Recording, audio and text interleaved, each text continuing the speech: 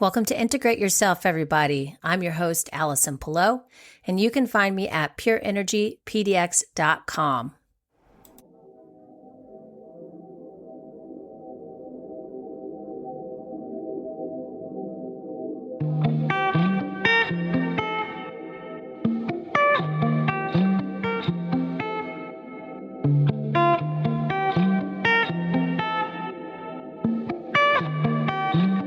Welcome back to the podcast, everybody. Today we're talking about longevity. And longevity itself means long life. But what if we didn't just want to live a long life? What if we wanted to live a longer life that is higher quality? In other words, more athletic ability as you grow older. So many of us reach the age where we start seeing our parents aging and we see them struggle. And often it's because at some point they stopped moving. They pretty much gave up on their movement. And that really hits me in the heart because I know there's a better way. And maybe it does for you too. The problem is most people don't realize there's a middle path. We haven't really been taught how to keep moving as we get older, despite aches and pains that keep us stagnant and slowly declining. When that happens, we're told to go to a physical therapist and the buck stops there usually. There's no direction for how we'll integrate this into a daily movement practice that gives us the freedom and the athleticism that we so desire. So we see our parents, or maybe we experience this ourselves too. We see them absolutely believing what they're told, that it's just going to get worse as you get older. And so they stop trying. They essentially give up on themselves. And to no fault of their own, they haven't learned that there is a better way. We're also taught that if something doesn't feel comfortable or there's pain, we should avoid it. But the truth is, that's the opposite of what we should be doing. We instead could lean into our weak links, not pushing through pain, but scaling a particular move to our current ability and then incrementally improving through consistency from there. And honestly, I see that every day in my practice, and I think that really relates to the majority of people that I see in fitness coaching. And I want to share a few key moments in my life where the whole paradigm of aging changed and my perspective on it changed. I remember visiting San Francisco years ago. Early in the morning, I saw these older adults of Japanese descent practicing Qigong in the park, and I was blown away. It changed how I thought about aging. They were devoted, they had incredible mobility, and they demonstrated a high level of presence with their body. I hadn't seen this in older people before. I've just seen people decline as they age in their movement. And these people weren't forcing anything. They weren't chasing aesthetics. They weren't doing burpees. They weren't lifting heavy weights and those kind of things. Not that those things are wrong. They were practicing a consistent movement practice that they could do every day to keep their body healthy. So they created a foundation for themselves of mobility and strength and flow. And through this experience, they knew if you want a long life with vitality, morning movement isn't optional. It's very foundational. You know, I could just tell that they really valued it. They weren't skipping it. They weren't making excuses. They weren't thinking of other things they could do besides that. That was like part of their routine. It was ingrained in them. And so we don't ever have to stop moving because who ever said that, right? And I remember another moment hiking in the Pacific Northwest. I remember when I first moved to Portland, when I was hiking on this trail, and the trail has a very rocky and unstable area that you go through. And I was hiking on that part with a friend, and an older gentleman was coming up on us faster. It was really interesting. He looked like he was about in his 70s, and so he picked his grandson up and carried him across the rocks and passed us by. And I was astounded. I was like, wow, I've never seen anything like that before. He was graceful, he was steady, and he looked confident in how he was moving. It was really incredible to watch.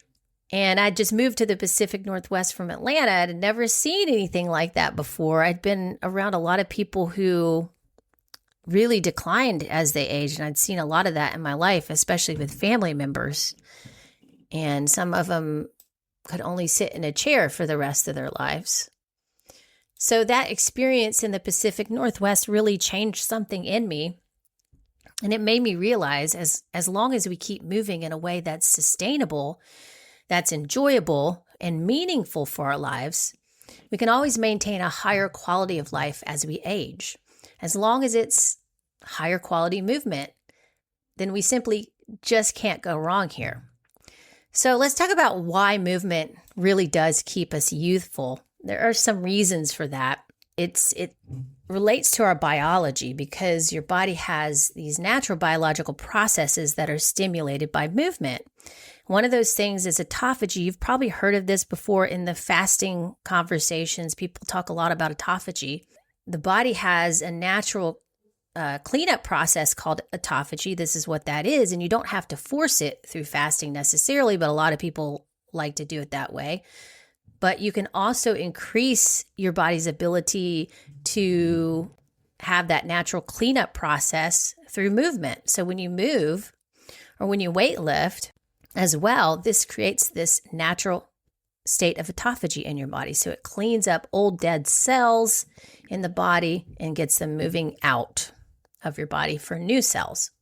We have another process of mineral absorption in bone, which improves when we create pressure in the joints through weighted or body weight exercises. So this really helps with things like osteoporosis. And they're really recommending this a lot more lately, is they're recommending weightlifting more to women who are showing signs of early osteoporosis, or osteopenia, I think is what it's called, as we get older, because women have a more propensity to lose bone mass as they age. So we're learning that just force on the bone creates more mineral absorption, which will help with the bone density. Tendons and ligaments have the potential to recover and repair even better when we create that force.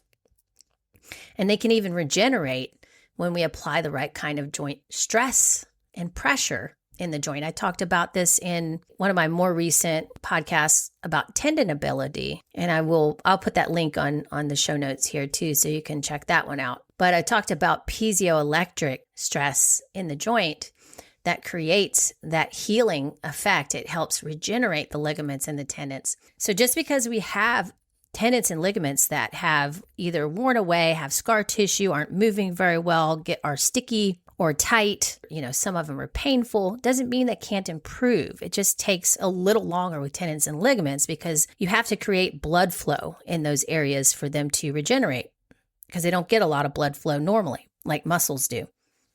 And the last thing here is muscle building, because muscle building becomes so critical as we age, and we're learning that with a lot of the menopause conversations. It's not just for strength, which is actually really important, but because muscle houses your mitochondria, which is your cellular energy powerhouse. That's important because it really affects how you generate energy, which is very important as we age. So we can really affect our metabolism in a very positive way if we bring movement and muscle building into the mix as we age. And you can always improve. You can always learn new things. It's like, even if you have not ever had any experience with it, doesn't mean that you can't get better at it, right? So you start where you start. So in other words, our movement keeps our system alive. It keeps our body thriving as we get older. And so I want to bring this into what I teach people in my method and how I bring this idea of, or perspective of, longevity into the mix, because I do train a lot of people who are over 40, and some of them are in their 70s. And I've seen improvement with the ATG method. And in ATG, longevity means keeping the body functioning at a high level by allowing for pain-free activity throughout your life. And so we're working on our athleticism. So we're becoming more athletic as we get older. And maybe you were never athletic in your entire life, but there is room to grow there. You can actually get better at it. And athleticism just means, improving mobility, improving strength, and improving the way you move overall.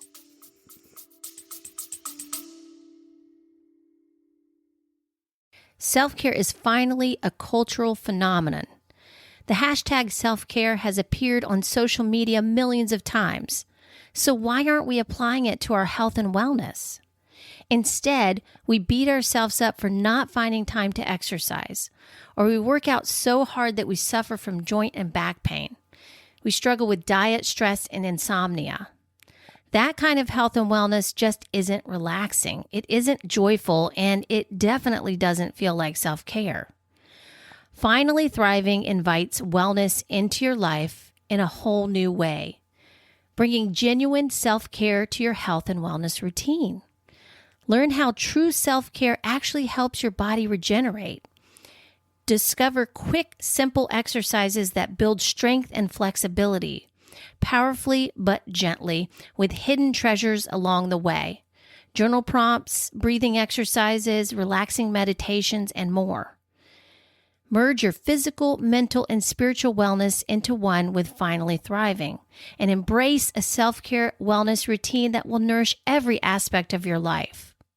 If you want to pick up a copy of my book, Finally Thriving, head over to the link in my show notes. You can get it on Amazon. You can pick it up as well as an ebook or audiobook. It's available there too. And this is going to take you through all the things, all the steps that I've brought my clients through and myself over 20 years of coaching, holistic health, wellness, and holistic healing.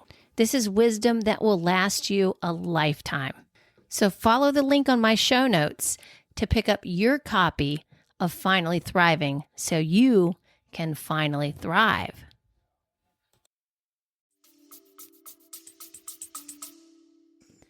So these movements are always scaled to your current ability. That's why I love them for any age. So you can use them at age, 17 all the way up to age 70. Like the same move, but scaled to a different ability depending on what phase of your life you're in. And what your background is, of course, in movement too. And then we improve incrementally from there through consistency, coming back to it time and time again and building on it.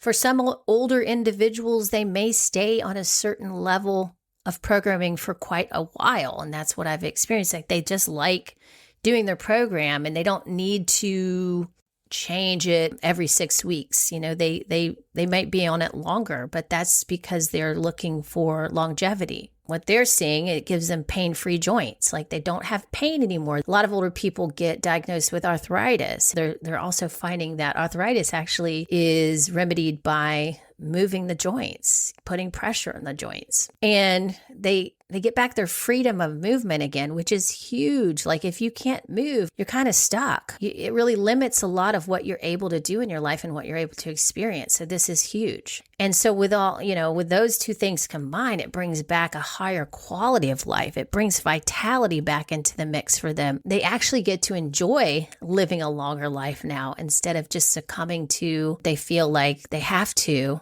when they start feeling limited in how they move. And that's a huge win for them.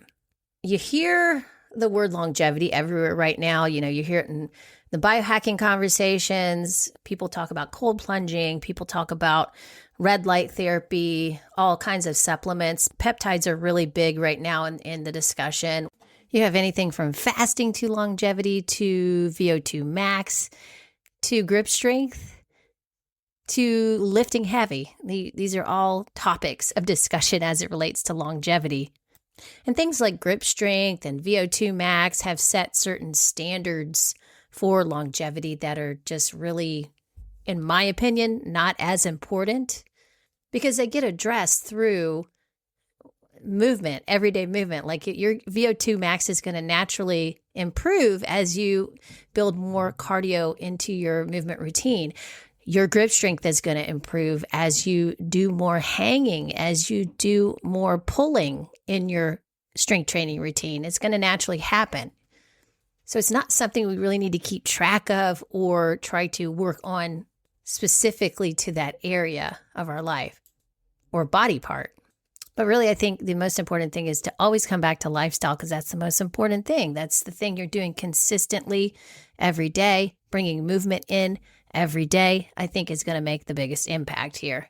As well as eating organic whole foods, choosing only the right supplements for you in your phase of life, and increasing your animal protein intake overall so that you can recover properly and build muscle. And of course, the last lifestyle factor that's super important is quality of sleep. We want to get good quality of sleep so we can recover and repair our bodies.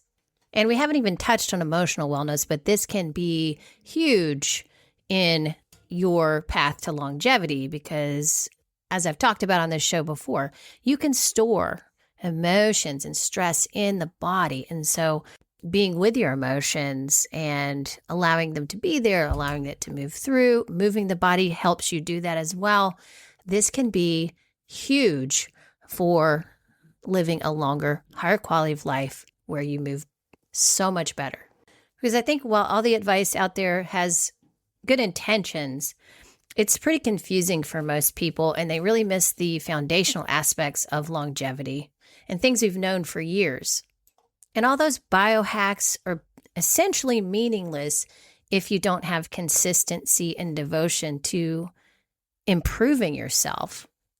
And so I'll use red light in the wintertime when I need to help my body get on a proper circadian rhythm because it's cloudy here in the Pacific Northwest and the sun, we don't always see the sun rise. And so it helps with that, as well as sauna during this time of year. So you can use these as tools to improve for sure and feel better in your body, especially as you age.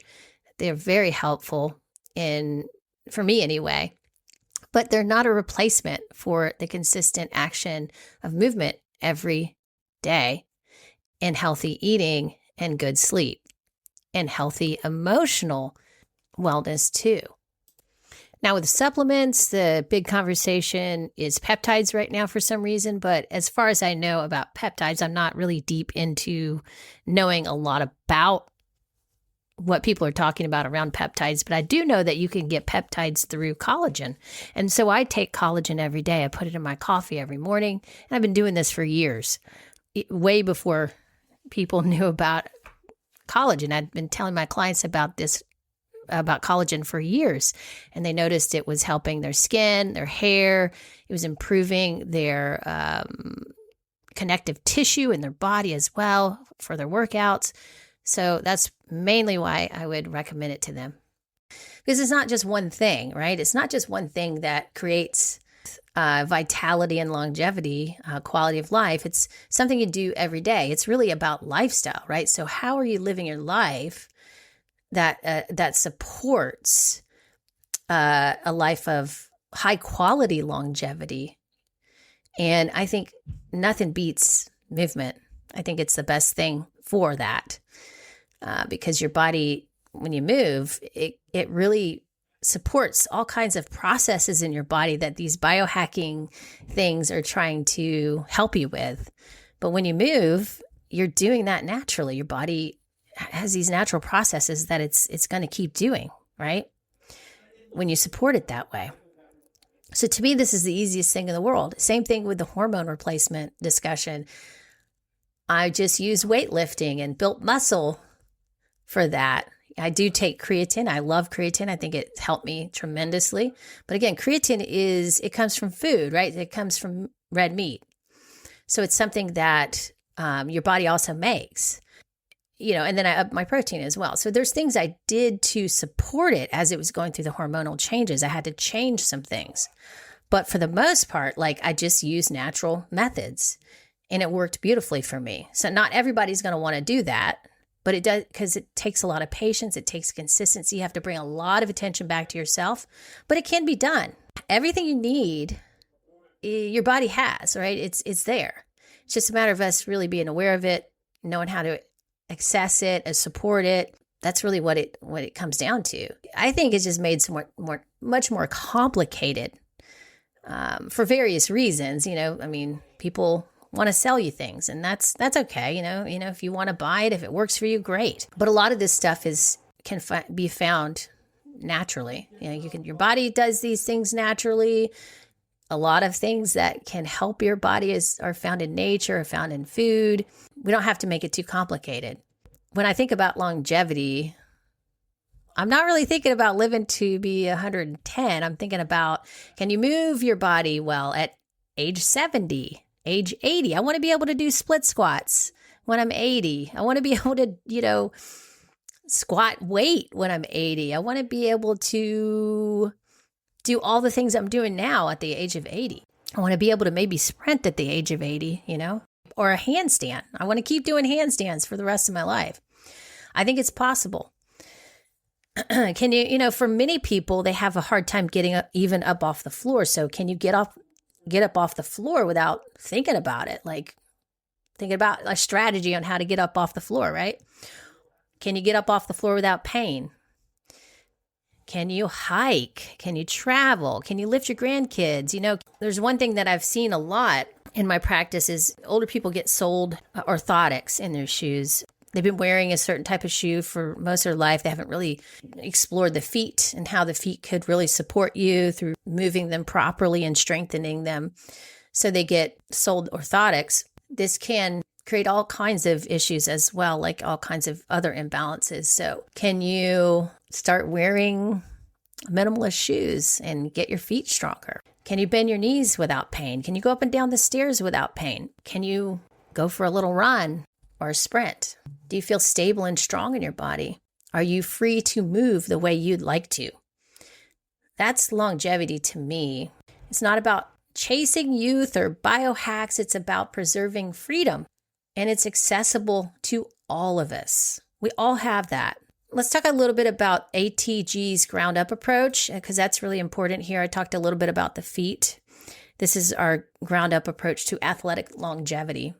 ATG's approach to longevity is looking at the athleticism from the ground up. We're building from our feet up. And the focus is increasing resilience in the body to prevent injury and chronic pain. The core principle of this is to strengthen joints in positions people usually avoid.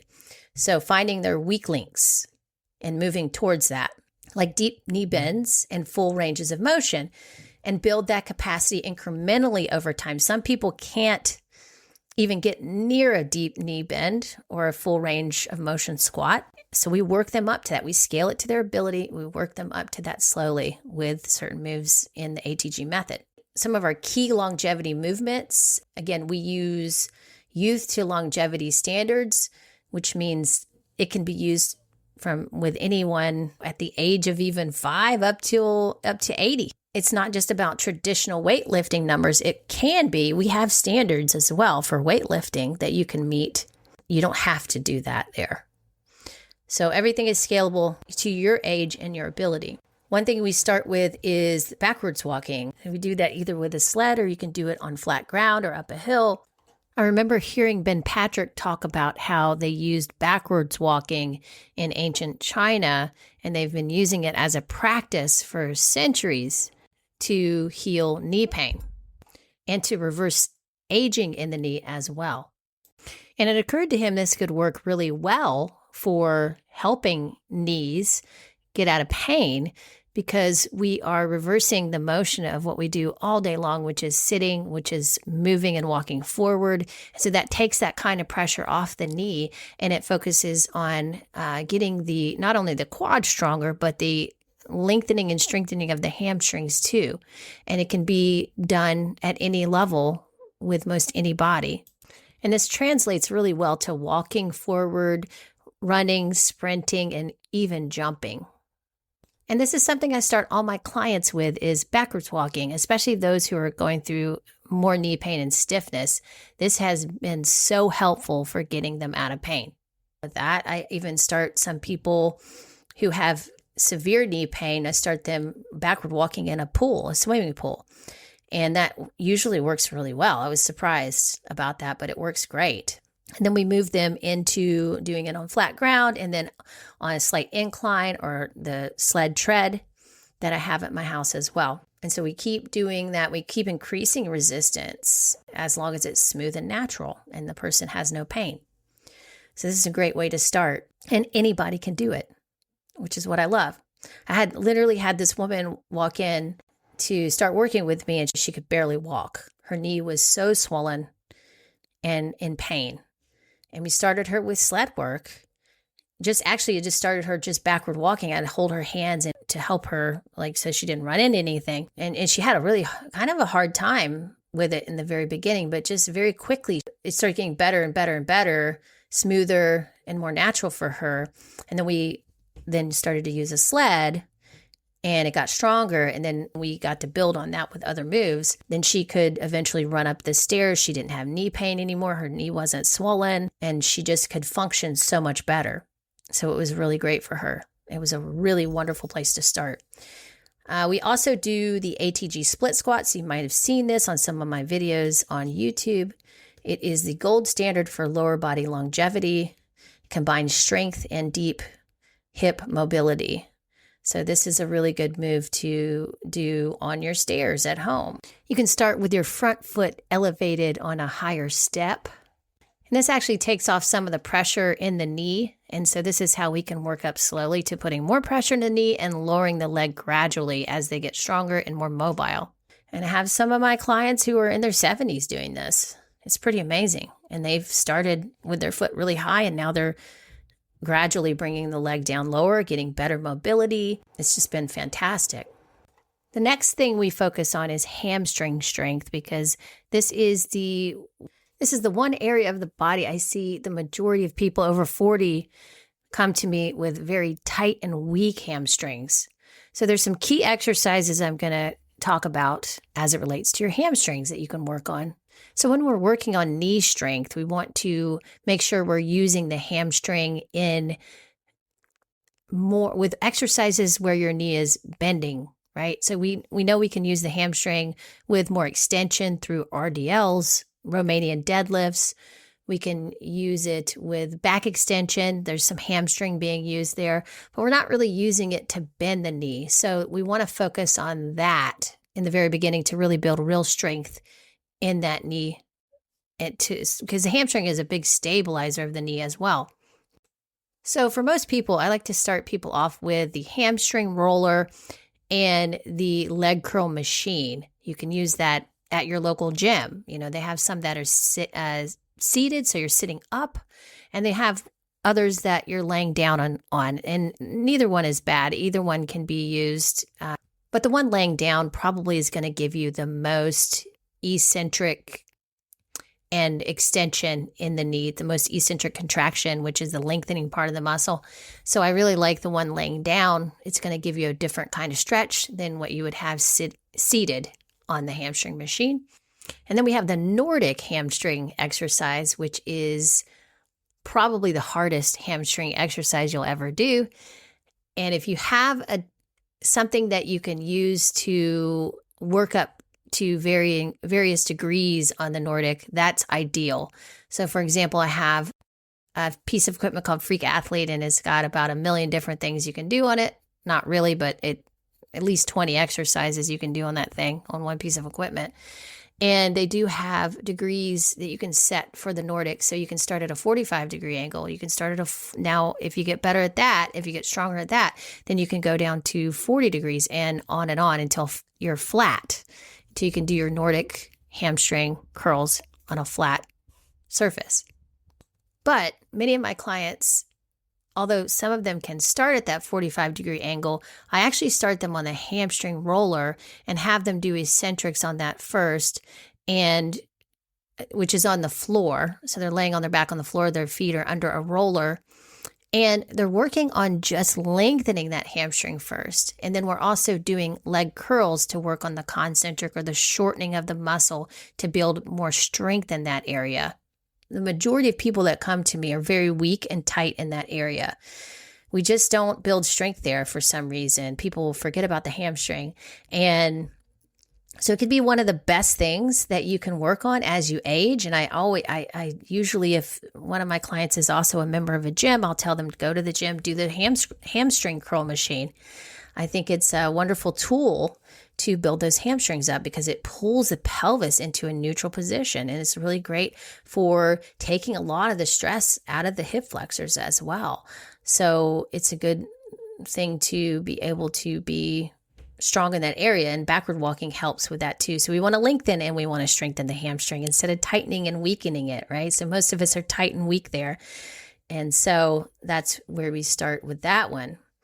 And it really builds good strength behind the knee. So the hamstring, like I said earlier, it really stabilizes the knee. It's a big stabilizer for it. So strengthening behind the knee with those kinds of exercises are super important. And then we look at our lower leg strength. We look at our calf and our tibialis anterior, which is in the front, the shin of the lower leg, and it wraps around to the inside of the foot. And these two muscles really help stabilize everything below your knee. So if you're not working those muscles, it'll result in knee pain, most likely. I see that in a lot of people, or stiffness or tightness. And so we always work from the ground up. We work and that helps with foot strength as well. So really getting the calves strong and the tibialis anterior strong as well by doing toe raises and calf raises. Those two are very underrated as far as exercises go. People just don't do enough of them, in my opinion. And for me personally, those two exercises really humbled me because I realized how weak I was in those areas. And no wonder my knee wasn't getting better or improving, because I wasn't training my lower legs. The three core principles we go by for longevity in ATG are: we look at our weakest links. We train our weakest links first from the ground up. So for example, like if we have a weak link in the shoulder and we have a weak link in the lower leg or the knee, we're going to go from the ground up first. We're going to build the lower legs and around the knee first, then we get up to the upper body. So that's what that means. And that's because a lot of times when you're working on your lower body and you start to realign things in the lower body, I've noticed this with my knee, as my knee has been shifting and going through different phases, even getting more extension and more bend in it. It starts to recalibrate my hip, and then it starts to recalibrate my lower back, and then up in my rib cage, up to my shoulder. It just starts to kind of shift everything. Changing things from the ground actually shifts everything above it. You will start to feel that recalibration. And so that's why we start there first. And so it's important to notice that in your body, notice that process, and just notice that, yeah, my body is getting into alignment. This is fantastic. Yeah, it's uncomfortable. Yeah, sometimes it's painful. But overall, the big picture is it's getting into a better place so that I can function better and have more athletic ability and freedom in my movement.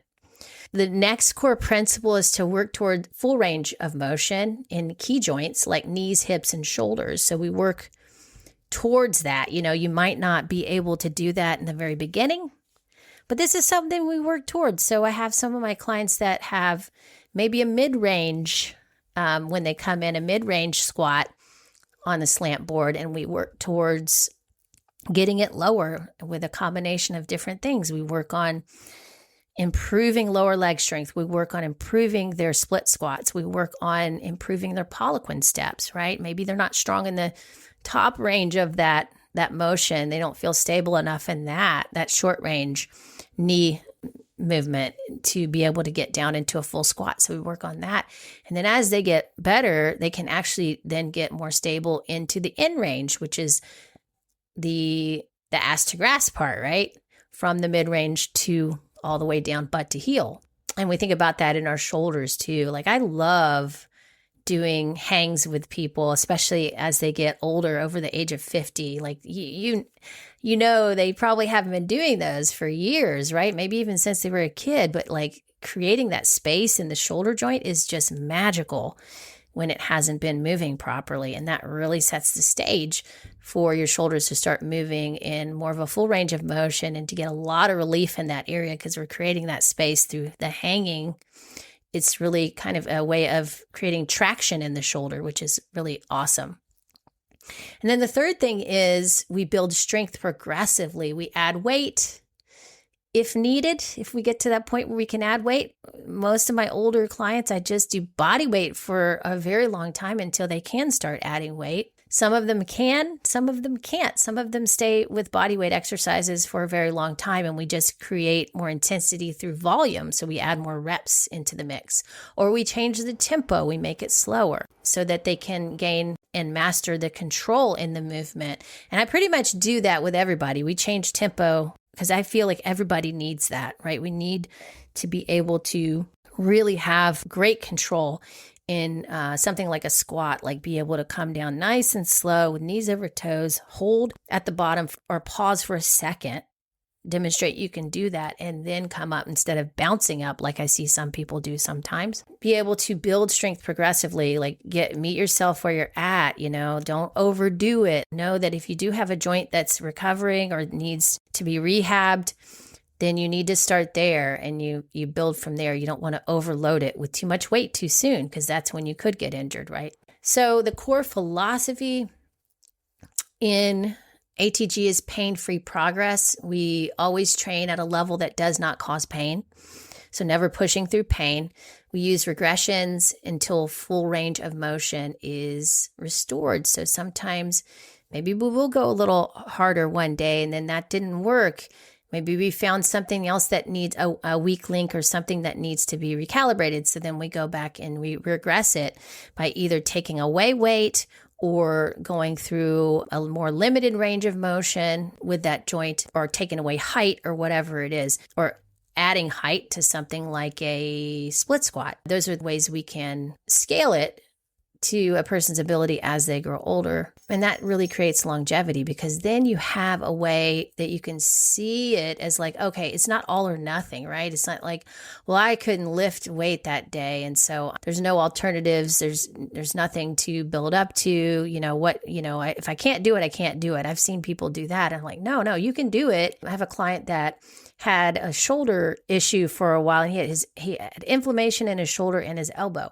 We were trying to do some external shoulder rotations with some fairly light weight in hand, and that was causing him pain. I was like, well, let's just do it without any weight, see how it feels. So he literally started doing the external shoulder rotation without any weight. He just went through the movement. And then that actually helped him now get to the point where he could do it with weight. And that's because he was able to move the joint without pain. And so it's like you're telling your brain now that, okay, no, I don't have pain doing this anymore. I can trust this. And then, and then you're working on the range of motion with that shoulder too, and the movement of the scapula and all that. And so it's okay to do it with a body weight. It's okay to do it with no weight if you need to for a little while, and then go back to the weight. So we're kind of going back and forth sometimes depending on what our body needs and where we are in that moment. And so the second core philosophy is combining strength and stretch, which we do in all the moves. Strengthen muscles in their lengthened position. In life and sport, we get placed in compromised positions oftentimes. And if you train for full range strength, the idea is that your joints become more resilient under all kinds of pressure. So we want to make sure we're mobile and strong in those areas of flexibility, right? So sometimes we'll do yoga, but we'll just be able to passively stretch in that position, but maybe we're not strong in that position. So could you be flexible and strong in that position? That's the idea. And then the last principle is consistency over intensity. So this is a very workable formula for life. It can be done 1 to 3 times per week to maintain very purposeful and meaningful results. You want to be able to have something that works for you, for your lifestyle, right? You want to be able to have consistency there, and be realistic about what you can actually do, and make sure that you are not burning yourself out. And as well, if it's enough stimulus for your body to change and get into a place that you want, really, right? So if we reframe longevity as something that enhances our quality of life instead of chasing tricks and gimmicks that only change how we look on the outside, we create something very sustainable. We create a lifelong practice. And when we commit to moving our bodies with intention for the rest of our lives, amazing results follow. Because it isn't about appearances only, right? It's about capacity. It's about freedom. It's about being able to live fully inside your body for decades. Aging doesn't have to be something we fight against.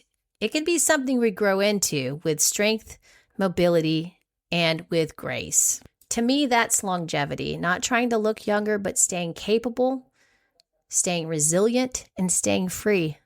And that's something we can build one intentional movement at a time. Thank you all for listening to today's show. This was really fun to talk about. I've been thinking about this a lot lately, and I'm sure you have too. As you get older, as you see your parents get older, I love to help my mom out, and I wish I could train my dad. He's no longer alive, but if he was alive, I would love to train him. I think training your parents is the biggest privilege you could ever have, and as well as I trained my husband. I help my son. He's now a trainer, but I'm helping him with some things too. So sharing this with the people you love, I feel like is the best thing in the world. If you would like to learn more about this, if you want to try this on for yourself, if you're ready to have a higher quality of longevity in your life and you want to keep moving, you can reach out to me and work with me one-on-one. You can go to pureenergypdx.com. I'll put a link in the show notes. Or I have another option where I see a group 3 times a month. It's called the Thrive Strong Community. It's $47 a month. It's a steal. You get 3 core programs, 3 ATG core programs, one for your knees, one for your shoulders, and one for your back. And you also have the ability to work with me one-on-one online there as well if you'd like, or in person. So we have so much fun in that group. So if you want to also work on your lifestyle habits, that's a great place to be. So I'll leave a link in the show notes as well. Thank you all for listening. This has been a joy for me, and I'll talk to you all again soon. Bye-bye.